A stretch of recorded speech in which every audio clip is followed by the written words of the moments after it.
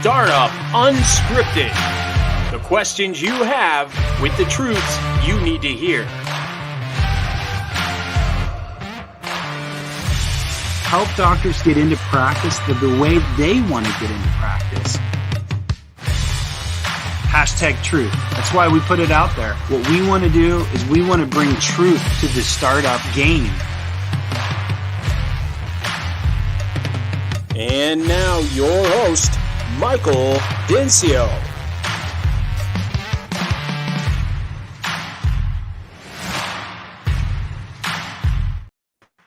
What up, guys? Welcome back to another episode of Startup Unscripted. You guys know me. I'm Mike Dencio, founder and owner, one of the owners of Next Level Consultants. Super excited to continue this week of Kids Teeth Week. As you all know, it's sponsored by Supermouth, wearing the shirt today. Supermouth is a great program. I've been talking about it, listened to all the episodes. We even had the opportunity to interview Dr. Haas, who's one of the founders of Supermouth. Again, I'm just going to say it one more time. If you've missed any of the other episodes, my kids love this stuff. It's a fact. It's the one thing that got them, one of the things that got them really excited about brushing their teeth and really appreciating the value of their oral health. Makes them excited. Superhero theme. They have non-fluoride and fluoride options. They've got programs from infants all the way up to our age. I think Supermouth is a really cool system that you guys can leverage. And the most favorite thing about it is it creates a residual income in your business. And a lot of you guys, selling toothpaste and stuff is a business, but this is kind of like an intentional program that sends the kits out to my house. So that's why we get it. And then you're creating a revenue program within the office. I just think it's so smart and it's fun. They've got a movie. My kids watch the movie. They still watch it. It's fun. So anyway, Supermouth, we'll throw a commercial on the back end of this program. All of the Supermouth information is going to be below.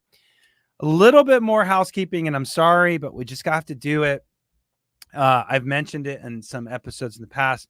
In about a month or two, give or take, we are condensing both the Startup Unscripted program, which is what you're listening to now, and the Dental Acquisition Unscripted brand and program into one big, overarching program called Dental Unscripted. So I want you guys to go over and subscribe right now to Dental Unscripted, because all of our episodes, startup specific, acquisition specific, will be on that new program called Dental Unscripted, but with a flavor of practice ownership tips, because now I've helped so many of you guys get into ownership. Now you're wondering about how to run your business a little bit better. And that will be all under one house called Dental Unscripted. So, all right, sorry for all the commercials and all the things. Let's get into the meat and potatoes of this episode. And I'm lucky to have a fellow podcaster and a dentist in your guys' community, specifically in pediatric dentistry. Dr. Casey is on the other side of this. He is the owner of Quiver Creek Pediatric Dentistry in Northeast Missouri. He did a startup 4 years ago, and he's absolutely crushing and dominating. His podcast is called Brews and Tiny Teeth. So get over there and subscribe to that one. He said earlier before we even started, he's not super active on it, but there's some great episodes that you can check up on that. But Dr. Casey, thanks so much for being on the program, man. Yeah, Michael, appreciate you having me. And, I do still, so the kicker is I do the podcast still, but when I created the podcast because there's no other pediatric dentist in Northeast Missouri. And once you get into the startup life and you get busy, eventually it becomes feeling more like work, and that initial like adrenaline rush of opening the practice fades, and then it becomes kind of isolating. And so it was more so my way of networking and meeting up with other dentists. And so I think I've talked to pediatric dentists from like almost 40 states and done a couple hundred episodes. And I still do an episode. I do one every 2 weeks. But it was more themed to drinking beer. Like I would like beer and whiskey. More about beer. Yeah. Right. So we'd have a drink, talk shop. But I would do them at night. And now that I'm a dad, my nights are more tied up. So I still do the podcast. I just have to like squeeze them in over lunches and mornings over coffee more than over like a stiff bourbon or something. Love it. Love it. Well, There's nothing illegal about drinking and podcasting. Now, Yeah, could be dangerous, but yeah, it sounds like you figured out how to do it the right way. right, right. That's awesome, dude. I love it. So brews and tiny teeth. Let's get into your story, man, because I just found that most people trail off after a few minutes, and I burned through all of that with my housekeeping stuff. So let's get into the meat. So, Dr. Casey, you started a practice about 4 years ago, about the time I started this podcast, actually. So back in 2020, we were all going crazy, and that's when you decided to go ahead and set up shop. Is that about right? Yeah, that's right. Yep. And so backing up just a little bit, I don't come from a dental family, but I knew I wanted to do pediatric dentistry. I worked at an engine shop in college over the summers, like fixing engines and small parts and stuff like that. And a pediatric dentist came in and we hit it off, and he invited me to come shadow his practice. So I went and shadowed the practice, and within like 30 seconds knew this is what I wanted to do. And so I was able to come up with a plan, a 10-year plan to get, be like this guy. And overarching theme here is like find good mentors, surround yourself with good people, as we'll all kind of agree. But he was really instrumental in getting me down the path pediatric dentistry. But so yeah, working at an engine shop is what kind of led me into to become a pediatric dentist. But I wanted a practice that was like his, small practice, small town, super busy. And he really knew his numbers and knew the business side of things. I love that. So a really good mentor to you. Really good mentor to you. A good friend of mine to this day. And we do dentistry. He's very old school, and I'm kind of new school. But I was able to kind of use him as a springboard. And it's just you're gonna hear me say it a few times, but like doing a good successful startup is just following a recipe of other very smart people that have done the same thing before and just emulating what they do. And he was that guy for me. So you got to find your person, and he was a good mentor to kind of get me kicked off and started. Well, that's a selfish plug for Next Level. I mean, to be honest with you, I'm not the smartest guy in the world, but when you do something over and over and over, we do 25 to 30 startups a year and have for many years, we've ran into all the problems, right? And so it really is about following a recipe, and you can't bake good cupcakes without following the recipe to the perfection, right? And so Right.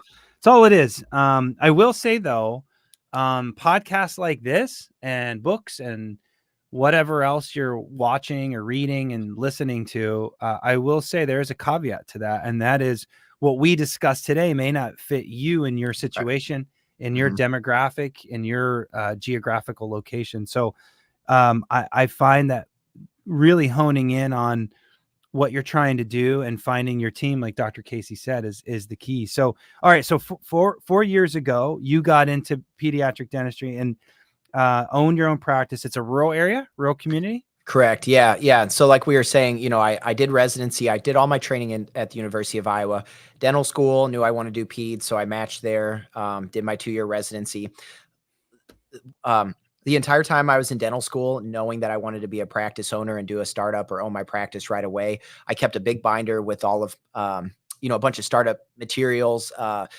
You do lunch and learns in dental school. A finance guy would come, or a practice lender, or somebody who does dental construction would come, and I'd keep all that paperwork and all that information, would keep it in a binder, was very organized, started working on a business plan very early in residency.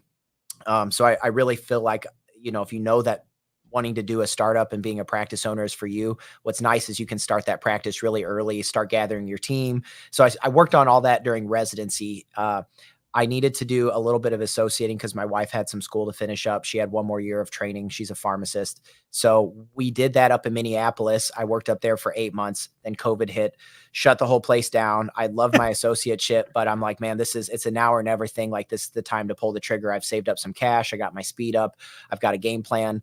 And so the pandemic ended up being a blessing in disguise, where I had hours every day to, I learned how to do some web design. I designed my own logo. I built my own website. I got lending secured. I started shopping for, doing the demographic analysis, found my lease space, negotiated that, did the build out process.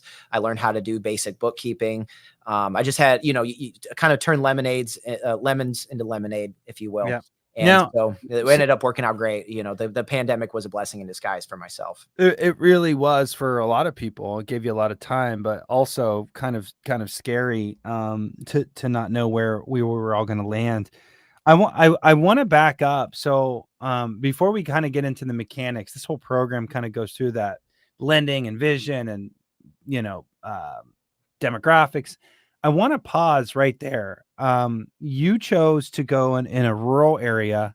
Did you do demographics? Did you know that area needed another dentist, a pediatric dentist? Yeah, I knew it did. So I wanted to be moderately close to family, which we have family in Iowa, Missouri. My wife's from Illinois. I like Midwest. I'm a Midwest guy. Whoop, whoop. Yeah, let's Yep. go. Where are you from, Michael? Ohio. Oh, okay, let's go. yeah. Yeah. I'm a big hunter outdoorsman, so I like the farm scene.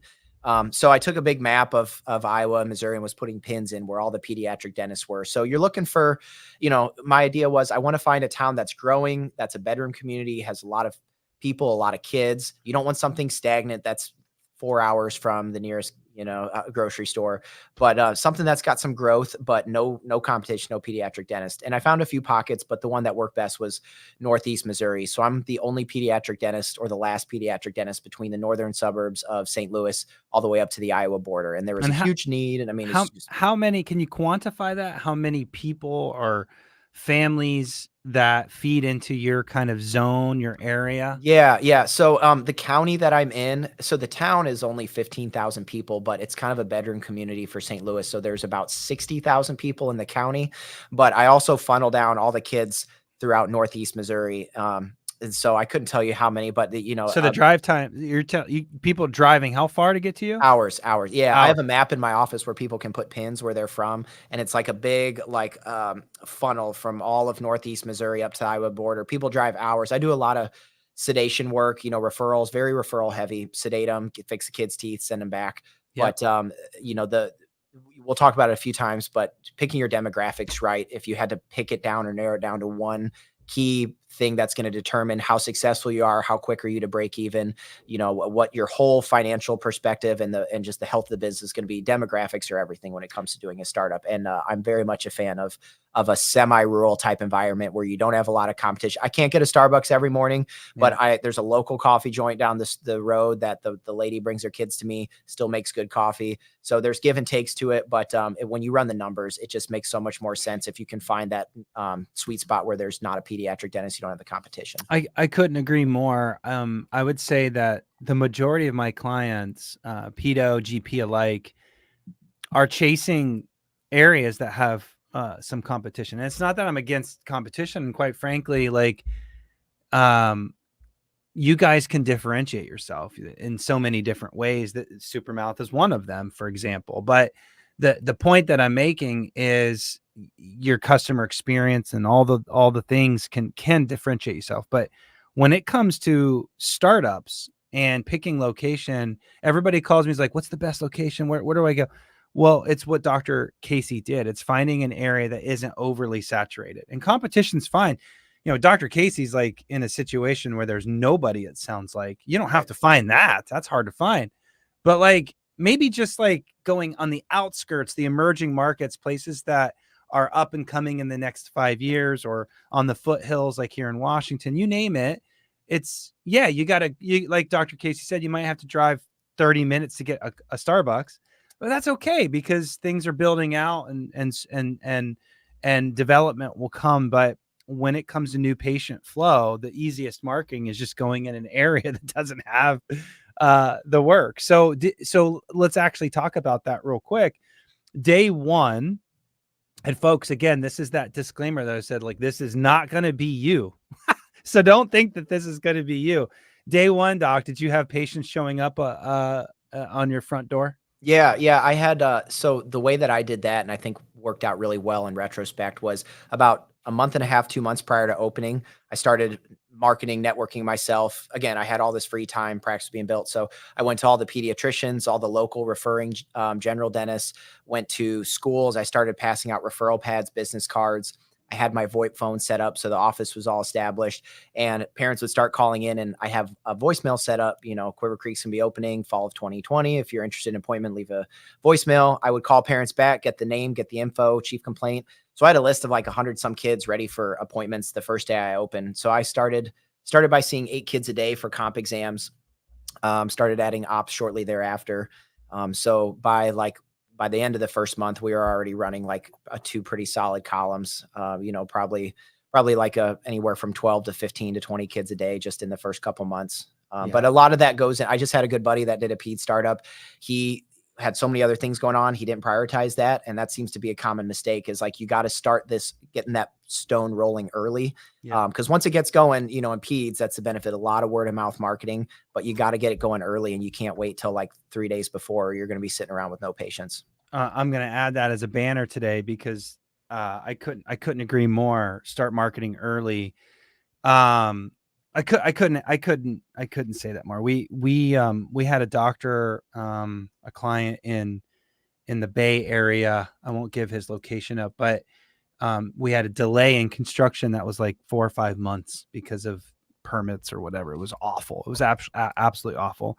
But what it did is it forced him to do what you did, which I try to get all of our clients to do, and that is to hit marketing early. He had 200 patients waiting for him to open because of that delay. So any of you that are dealing with construction issues, it's a blessing in disguise. I know that you're probably going to start paying that rent sooner, and you're burning up the free rent and all that good stuff. However, just think of that as an opportunity to really hit the ground running. So let's touch on that, because Doc, what you just said is, once we get kind of through the hiring the team and getting all the timelines in place, there's usually a 4 to 5, even 6 month kind of build out timeline.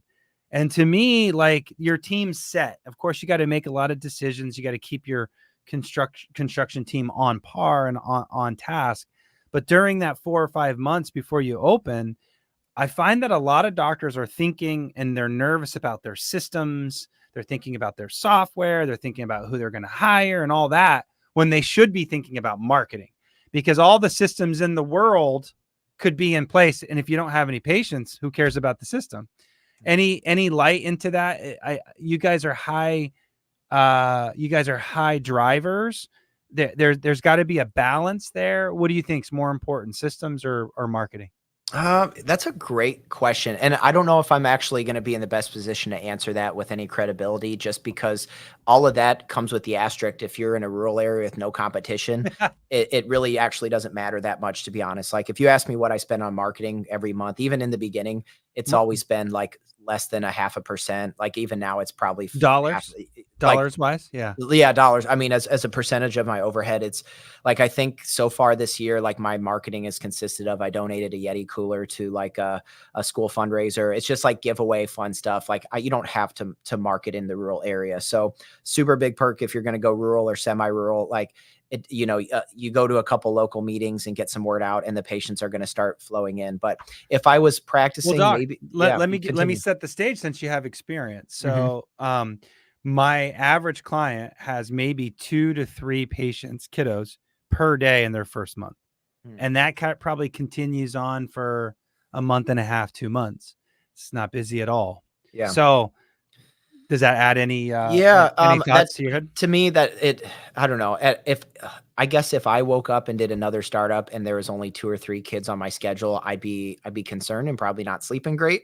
But my thought is, if I were to wake up and that were to happen, I always tell other like podcast listeners and stuff that want to do startups, like, you're not above. If you're sitting around, if you only have 2 or 3 patients scheduled in your day, that means you only have 2 or 3 hours of your day filled up. That means you've got another 10 hours in the day that you could be doing other things with. So like, if I'm you, like, you're literally not above pretending like you're running for mayor, and go walk over to the grocery store next door and meet the pharmacist. Go have, you can literally go door to door, look up current events, what's going on now. Like, there's always something you could be doing, and not just sitting back and waiting for the phone to ring. So if you make the mistake of not getting going right off the bat, then like, you got to make up for it by being very aggressive on the back end, as far as just getting your name out there to the community and whatever aspect that might be, your avenue that might be. Thank you, Doc. Because the average startup sets up in Bellevue, Washington, Kirkland, Washington, Denver, Colorado, and it's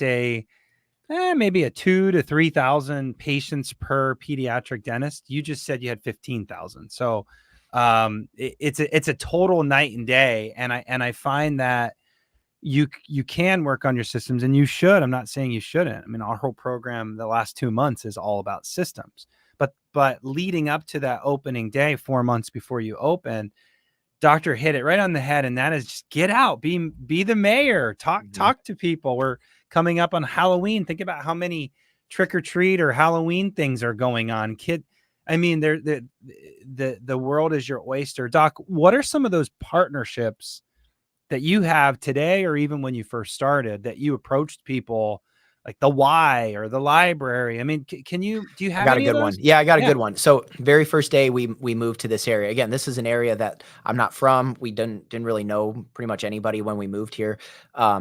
We went to go buy. So instead of buying stuff, here, let's summarize it here. Instead of buying stuff from Amazon, turn Amazon off for a month and force yourself to go buy those items from someplace in person. So like when we moved to Troy, Missouri, this area, we needed a new washer dryer. Instead of going to the big box store, we went to the local mom and pop shop, started talking to the salesperson, explained who I was, bought a washer from her, and gave her a business card, and she wound up scheduling her 3 kids, the next day. So just always have your business cards on you, always have a collar shirt on, and just like go interacting with local business owners and being a people person was huge. So yeah, furniture company was big. I got involved in some local daycares pretty quickly. I bought, another thing I did was the referral sources was key. I bought like $800 worth of Black Rifle coffee and stuck my face and business card on the front of each one with a handwritten letter. Went around to all the referring dentists with referral pads, like physically shook their hand in person during COVID when nobody was doing that. I love that. Gave out my personal cell phone number, but yeah, people are probably thinking you were a weirdo. kind of. Yeah. It felt strange, but getting the referrals coming in boosted my in-office GA really quickly. And that's what really drove us getting super profitable early on, was like doing those big cases. And so a lot of people now like to hate on having good referral sources, but why is that? What do you mean? I think it's because the kids come with, issues, and they tend to have gotten messed with and had bad dentistry done, and they're not cooperative. But for me, like I don't want to work in a prophy palace where I'm doing 30 checks all day. Like I want hard cases. I want heavy hitter dentistry in the trenches, getting it fixed. So I tend to argue that with other providers. Like you want referrals, especially early on, because that's what's going to put butts in seats, money in the bank, is going to get you busy right away, is good referrals. 1000%. That's interesting that I'm hearing that from you. Obviously I talked to a lot of providers. The downside of that is it comes with a lot of baggage. Is that what you're saying? Yeah, essentially. Yep. Sometimes difficult parents, they tend to kick you the ones that are hard. The kid's not cooperative, mom's difficult. Oh, but that makes sense, because they don't want to treat them. So they're like, oh, well, you went to school for dealing with this, so you deal with it. But if you've got good systems, and that goes back to, with your systems in place, if you need to have the capacity to handle if you get a lot of kids early on. And so having your anesthesia in place early is really important. So don't wait until you have enough kids on your GA list to start the process. Get a good relationship with your anesthesia provider, or if you're doing hospital privileges, jump on that early, because credentialing takes forever. And that way you have your capacity like ready to go, so you can do a lot of anesthesia cases right off the bat. Because when you go from, say you have 2 or 3 or 4 or 5 comp exams in a day, maybe you can produce like $1,000 in that first day. But if you can do 3 or 4 in-office GA cases, that's probably going to be 6, 8, 9, 10 grand a day. So you need to get those days like up and going early and not wait on them. It's ASAP. huge. So I love that, because what you're doing is you're reverse engineering how to drive more GA days by the marketing that you're doing. So For sure. You're networking, you're going to the hospitals, and you're talking about those big things so that you can fill that in. And then slowly you're building that hygiene base. I love that, Doc. Really some solid points here and some solid insight. You mentioned that one of the things that you love, and that you kind of really honed in on, was your efficiency. And it's something that I really try to hold my clients back on when it comes to hiring people too quick, and not expanding too many days open. So it's all about driving production per day and efficiency. This is a thing that you were attracted to. Obviously, the more efficient you are, the more profit it drives. Right. What are some things that you want to chat about, or you think really changed the game for you as far as efficiency goes? I think it's maybe worth touching on that. I decided to go 5 days a week right from the start. Like Wow. I had Again. yeah, let's go. Right. So, my Not motto everybody was, could do that. Not everybody sure. could do that. This is like very rural. This, I can give my rural answer and then what I would do if I was in like a suburban America. 15,000 people per doc. But look, the 5 days probably made sense for the amount of patient flow. And that's the answer, right? It did. So yeah. right out of gate, you went 5? Right out yeah, it actually was an issue with the lending because Wells Fargo, who did my loan, didn't want to lend to me without a guaranteed associateship. And I'm like, I've got some cash handy. I've got a solid business plan. I know like I'm going to crush it. There's no, like, I'm going to work every hour if I have to. And so like, I don't want to limit what I can do because I can only give this practice 2 or 3 days a week. And so they let me do it, but I had burn the boats, baby. Burn the boats. That's Cortez. Burn the ships. Let's do it. So, so 5 days a week. And in retrospect, it was the best thing that I did because I filled up the 5 days right away. You get profitability, you reach that sooner. And then I was able to reinvest the first profit off the first 6 months to adding more chairs, more staff. And so we just kept able to like reinvest those funds. And then all of a sudden we've got this big giant organization with a lot of chairs running in a very short amount of time. So 5 days a week is kind of key there.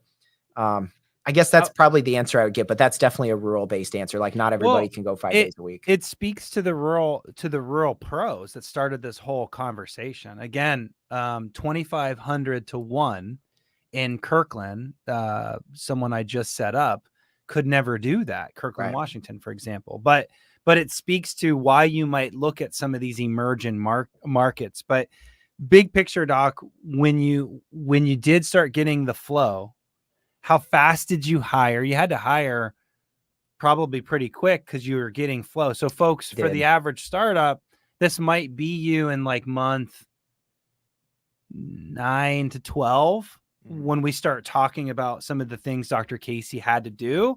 But he was right out of the gate, busy. But what were some of the mechanics of the things that come to mind when you were thinking, okay, is it time to hire someone or should we wait a month? Like, okay, let me break it down as milestone, like timeline chronologically of milestones, perfect. Right? So started 3,000 square feet. I've plumbed for 7 chairs, but I started with 2 open bay and 1 op, and that's enough to get going, right? So I have 3 employees I started with, 1 up front, 1 in back, and 1 hybrid. On month 3, we picked up another gal. And what's nice too, this goes back, I hire all really awesome local employees. Most of them are still with me, very little turnover. But no dentistry? No, actually I did pick some that had some experience in pediatric dentistry. But what's nice about, again, being rural, there's a lot of assistants that live or employees that live in this bedroom community that were commuting. And once you open up, they're like, I want to work. I don't want to drive every day. So another perk, like it's really, I've never had a problem finding employees. Another perk. Another huge perk. It's awesome. Yep. So and then the local girls, a lot of them have grown up here. They know everybody. They know members of the community. That was generated growth organically in and of itself. So a lot of benefits there, but I hired a 4th. We were in the black, like profitability wise on month 2, which was good, but then just kept reinvesting in. So I added some more chairs at month 6 to start keeping up with the 6-month recalls that were coming in. And so we got it to 5 fully plumbed opera. Like I still have 2 chairs I don't really use on a daily basis, but got to 5 chairs. So I think by the end of the first year, I ended up adding 2 additional employees. So what were your collections in the first year? Can I ask? I like to be pretty open because, and again, like you've been caveating it, this was like lower interest rates, is a little bit easier to start up. Like it wasn't quite so expensive 4 years ago. But just because I think it's also nice to know sort of what's possible. But our first year we collected $985. Dude, the first 12 months. That's crush. That's crush. Yeah. And then year 2, we were at about 1.6 and it kept on jumping up from there. But yeah, by the end of year 2, we were up to like my cruising level of staff that we've had since then, as we keep adding and growing. Like I try to run a really lean practice. We don't have a lot of extra bodies sitting around.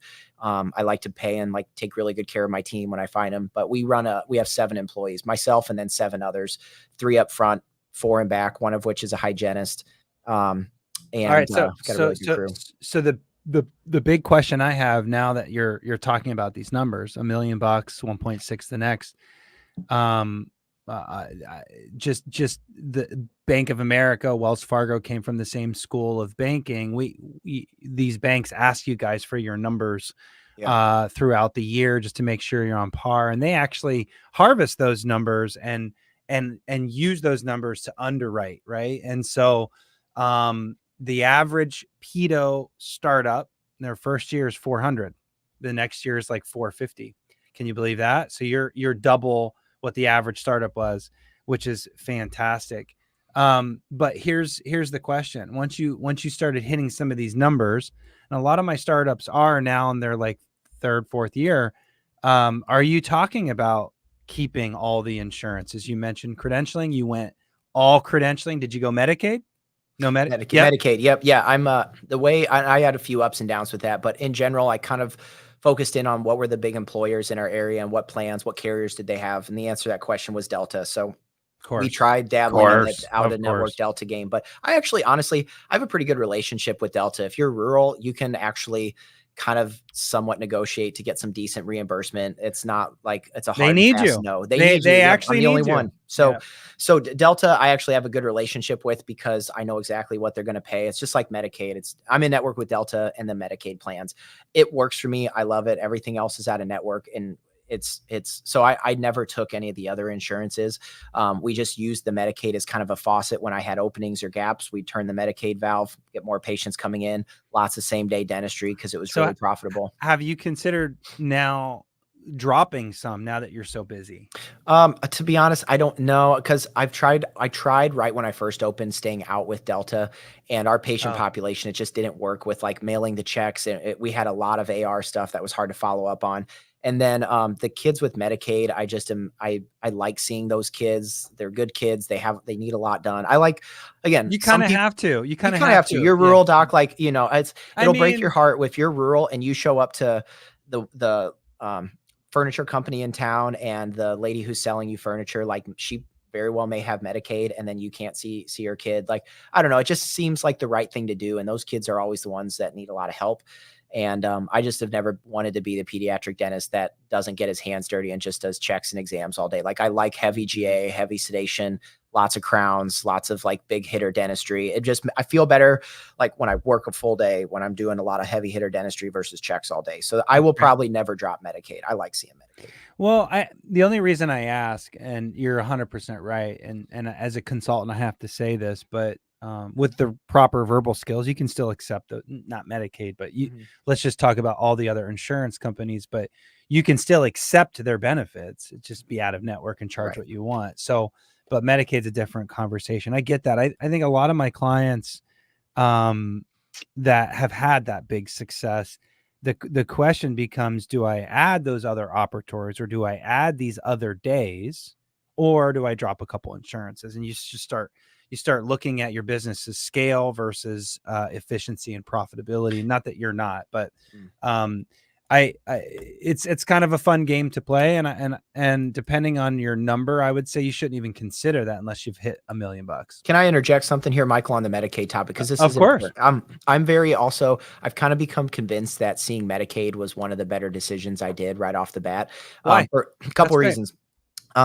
You're basically getting paid to do marketing, because there's so many. I mean, sure, you got to weed out, like, there's going to be families that don't value your time and break appointments, and you can develop systems to weed those out. But there's a lot of really awesome families that are dual insured, like dad works at the factory and mom stays at home. They qualify for Medicaid. They have a private XYZ insurance. But like Medicaid, if you see those families and you provide them a really good experience, you're going to get a ton of Google reviews. They're going to tell everybody how awesome you are. It's just going to be the best free word of mouth type marketing. You're going to get paid to market, because you're going to be able to help these kids out, fix cavities, provide a great dental home and experience for these kids. The moms are going to love you. They're going to shout your name for the rooftop. And ultimately, like, you do have to make sure that it makes sense to break even in your state. Like, when I opened, luckily Missouri increased their Medicaid fee reimbursement, but I would argue that if you're doing a startup and if you've got gaps in your schedule, I think it's easy to add Medicaid from the get-go, because the administrative side is so easy. You know what you're getting paid. I would say if you can maybe break above like 80 to $100 is pretty good. If you're getting above that through Medicaid for like a recall appointment, probably worth seeing. Stainless steel crown, $100 is like the cutoff. If you can make above $100 on a stainless steel crown, it's probably worth seeing. But some states like Illinois are well under those measures. It doesn't really make sense. Like, you don't want to lose money on it, but there's other hidden monetary benefits besides what's your profit margin per procedure. Like, you're going to have a lot of advertising and marketing, way less administration costs, tracking down accounts receivables on that MetLife claim that didn't pay what you thought. You know, Medicaid is very cut and dry. You can do same day, and like, if you've got time in your schedule, you can start working same day without having to bring the parent back for a second appointment. And so just Medicaid, the profit per procedure is far higher than you think because you save costs in other areas. So definitely really strongly consider looking at it if you're doing a startup in a state that has halfway decent Medicaid. Yeah, I can totally relate to that. I think some of those numbers obviously are going to vary on like wages and rental rates and all the different math that you figure out. But I think the core, exactly what Dr. Casey said there, is it's free marketing. And that's every insurance, by the way. You're getting patients. Guys, don't forget, when you do a direct mail or a pay-per-click campaign, you're throwing money out there and you're hoping that the ROI comes back. With insurance and Medicaid, you're taking a lower rate, but they're also sending you patients, and that's the benefit of jumping into network. So think about all the Google reviews too. When you're startup practice, you have no Google reviews. That might be a reason in itself to just take Medicaid your first year. Because if you can get 250 Google reviews your first year just from Medicaid, that's a winner for sure. So I love that tip, and I'm glad that you said that. I think when you're in a rural area, you almost have to, is kind of my feeling. When you start going into some of those more populated areas, I think it's where it gets dicey. Well, we powered through so many topics today. I know you got to go get lunch. I don't want to keep you from lunch. I do want to do a plug for a doc here. He's starting up, or maybe has already started up. Doctor, give us some more information on it, but it's an online course. I haven't even seen it. I just found out about it. I can't endorse it, but I'm excited about seeing it and hearing it. Tell me about this online course that you've got going on. Yeah, real quick. It's actually kind of a new thing, but basically from being a little bit more active in social media and online in our community and the podcast that I do, I constantly have like young docs reaching out, asking questions like, how'd you put your business plan together? And not really like, tell me how to do the whole thing, but like specific kind of questions. And somewhat selfishly, I just kind of got tired of answering the same questions over and over. And so me and another doc who, Dr. Corey Hastings, has done a ton of really good startups. He's done like 6 ped startups. He's a great pediatric dentist. He and I put our heads together and we're like, let's just like put all of our knowledge and thought on film it all, put it all in a course. And that way it's there. So like, it's not anything we're going to retire off of, but if people are reaching out wanting these questions, instead of like, our time is more valuable now. I don't do half-hour phone calls for free with a bunch of other docs like I used to when I first started up. So I say, hey, we put everything down on this course. It's a couple $100 a month. You can binge it all. And then we just had some professional videos filmed where we just talk about all the major, like, basic terminology, you know, kind of our story, how we did the startup, and tips, a lot of marketing tips. It just, if you follow it, are you drinking beer? Are you drinking beer? I wish I was, because it was it's actually a lot of work to put it all together. But I want to check this out. Yeah, it's great. It's just it's not going to help you through the entire process, but I would say it would be good for it's ped specific. So it's called Little Smiles Practice Mastery is the name of the course. It's easy to Google, but it's just an online like monthly subscription course. It's really cheap, but basically it'd be great if you're just interested in knowing, is a startup right for me? And like, what are some basic business acumen terminology? Just get your foot in the door, get comfortable with the lingo. You can power binge the whole thing in just a few days if you want to. And you still, like, you have good resources for, you know, you may need a consultant after that to help you get started, but I feel like it might just give you the confidence that you need. Like, okay, I've seen this recipe laid out. It's not as hard as I think. It makes it less intimidating. And I think it can give listeners that whole, like, I can do this, and then get you started and get you fired up to be an owner. I think any consulting in general is right for some people, wrong for others. Some people want just to dabble, some people, whatever. I think things like this are great. We just put the link down below. We'll put it in the description as well. Dr. Casey, thanks so much for your time, man. I really appreciate you just being open and sharing your knowledge and your experience. Congratulations, dude. You got a freaking awesome business. And I want to know one last thing. Do you regret going into business? And if not, I assume it's no. Should you have done it sooner if you could have? No, I don't regret it at all. I love entrepreneurship, love business ownership. There's, I would honestly, there's not really anything I would do over again. I think it's a little bit harder to start a practice now than when I did a few years ago. But it's just such a changing dynamic. And I'll leave it on this. When we first started the conversation, we were talking about my mentor being more old school. Times of starting a pediatric office have changed, where we're maybe not in that golden age of doing startups where patients come flooding in. There's much less competition. But on the flip side, we have access to so much more information. Like you're putting out, Michael, putting out podcasts. There's a lot of online resources. There's great podcasts. There's so many other people that have done it. Social media. There's never been more information in the history of humanity. So I think, the best time to start a practice was yesterday. And the second best time is today. So hopefully our little conversation could inspire somebody to get going and get after it and burn the ships and start a practice. I love that, dude. Well said. Guys, again, thank you, Dr. Casey. Go get some lunch. I'm going to segue right into Supermouth commercial. Guys, I'm dead serious. You got to check it out. It's a great program. Without further ado, thanks again for the time. And again, guys, be looking for the conversion, the switch over from Startup Unscripted to Dental Unscripted. Thanks again, guys, for tuning in. Let's rock and roll here with the Supermouth. Supermouth is whole mouth health. It supports the mouth's natural microbiome and promotes healthy teeth, meaning that it can slow down and fight decay, reducing the need for drilling. I'll take it. Fill out everyday questions about each family member and be connected with your own super dentist to customize a routine specialized for any stage of development. I wish I'd known about Supermouth. A revolutionary approach to mouth care for healthier, happier, more successful kids.